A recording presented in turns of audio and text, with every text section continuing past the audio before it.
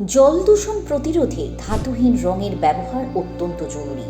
আসন্ন দুর্গাপুজো উপলক্ষে পশ্চিমবঙ্গ দূষণ নিয়ন্ত্রণ পর্ষদ কুমারটুলি, কালীঘাট ও পর্ণশ্রী থেকে আসা মৃৎশিল্পী ও স্কুলের ছাত্রছাত্রীদের নিয়ে এক বিশেষ অনুষ্ঠানের আয়োজন করে। প্রত্যেক বছর West Bengal pollution control board বিভিন্ন পেন্ট কোম্পানি এদেরকে সঙ্গে নিয়ে এই প্রোগ্রামটা করে আমরা একটা মেসেজ, একটা বার্তা আমরা পৌঁছাতে চাই।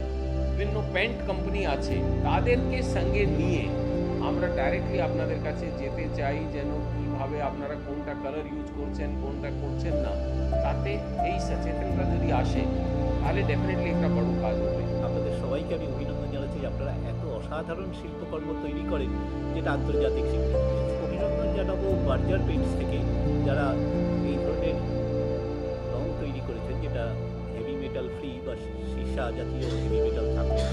এটা যখন বিসর্জন হয় তখন জলে একটা দূষণ। পশ্চিমবঙ্গের ভেতরে যেটুকু গঙ্গা আছে তার 15টি জায়গায় গঙ্গার জল নিয়মিত পরীক্ষা করে।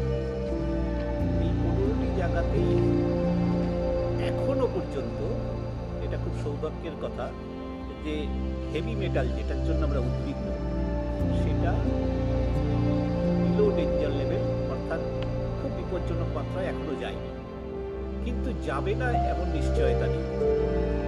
যদি আমরা এই কার্যগুলো না এখন থেকে নিয়ন্ত্রণ করতে পারি, তাহলে জলে এই ধরনের হেভি মেটালের পরিমাণ যদি বাড়তে থাকে, যা সেখানে বলছিলেন, সেটা আমাদের খাদ্য শৃঙ্খলে প্রবেশ করে।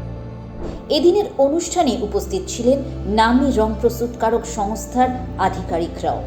পেন্ট মূর্তিতে ইউজ করার জন্য এটা একটা খুব গুড ইনিশিয়েটিভ। আর এটাও আমরা বলবো, যারা দুর্গাপুজোর প্রতিমা তৈরি করেন তারাও এগিয়ে এসছেন এবং এই ধরনের পেন্ট তারা ইউজ করছে, আর ভবিষ্যতে আরও ভালোভাবে করবে। প্রতিমায় রং করার জন্য মৃৎশিল্পীদের হাতে তারা ধাতুহীন সীসামুক্ত রং তুলে দেন। সেই সঙ্গে এই রং ব্যবহারের গুরুত্বপূর্ণ দিকগুলিও তুলে ধরেন তারা। রং আমাদের পৃথিবীকে সুন্দর করে, কিন্তু ধাতব মিশ্রিত রং জলে মিশলে খাদ্য শৃঙ্খলে প্রভাব পড়ে। তাই এই বিষয়ে আমাদের সকলকেই বিশেষ সচেতন হতে হবে।